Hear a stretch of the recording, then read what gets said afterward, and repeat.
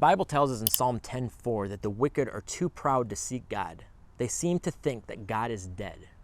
That word pride, that is something that every human being on the face of this planet deals with. It is pride that gets in the way of somebody coming to know who God is, according to this verse. It is pride that gets in the way of us as Christ followers learning to become more like our Creator. Pride. But why pride? Why is that the source of all of it? It takes us right back to the beginning. Isaiah 14, it tells us that Satan fell, and when he fell because he wanted to be like the Most High. It was pride. The enemy is the root of pride. So if the enemy is the root of pride, what's his goal? His goal is to keep people from coming to know who God is. And people that already know God, his goal is to take you out of commission. So he's going to use every crafty way he possibly can to do that. And pride being that. There are things that are getting in the way of your relationship with God, and it might be masked with pride. This was convicting for me as I started diving into this. That's why we're digging into the parable of the Pharisee and the tax collector. Jesus illustrates this perfectly with this story. You got this Pharisee and this tax collector that go up to the temple to pray. You have two different people. You have a prideful person and you have a humble person. Two different prayers. Pharisees were religious people that knew the law. People saw them as like their outside appearance was very righteous, but actually inside they were wicked. And Jesus calls them out all the time in judgment, all through the Gospels. And then you have this tax collector. This is a guy that's just an open sinner. A guy that would collect taxes from the public, and he would take extra over and above what was supposed to be collected and stuff it in his pocket in this shrewd way. So he was just an open sinner. But you got these two guys that are praying, and the Pharisee prays like this in Luke 18. The Pharisee stood by himself, and prayed, "I thank God that I am not like the other people." That's really nice. Cheaters, sinners, adulterers. I am certainly not like the tax collector. I fast twice a week, and I give 1/10 of my income. Look at this guy's sitting up there exalting himself above the other person that's over here praying. How many of us do that?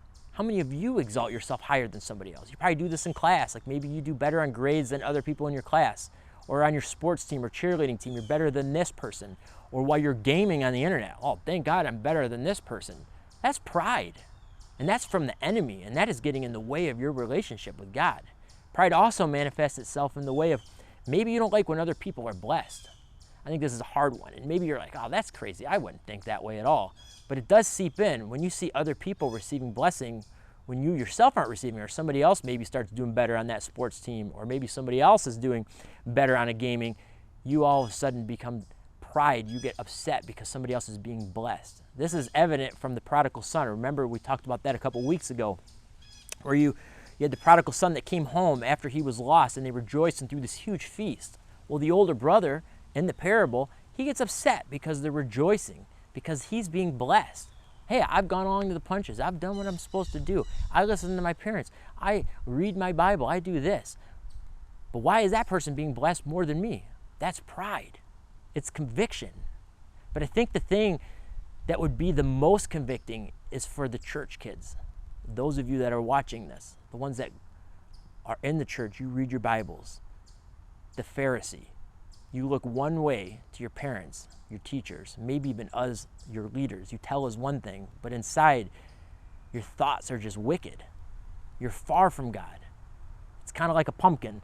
You know, it looks good on the outside. Further as it goes into the season, it still looks the same. But when you go to pitch it after Halloween, sometimes when you grab it, your hands will just smush right into it. It's just nasty and rotten inside. It looks good outside, but crappy on the inside. God knows your heart.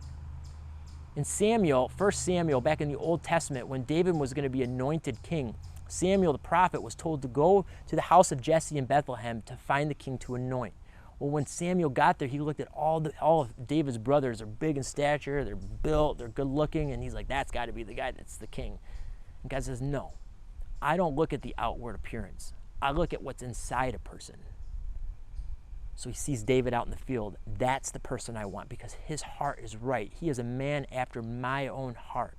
Are you after God's own heart? Do you have a good appearance on the outside, but you're actually not doing well on the inside?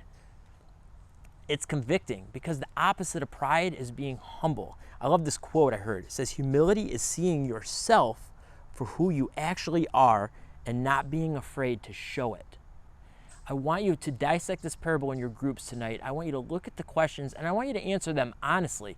And don't forget, make sure you're real. I can't wait to hear how it goes.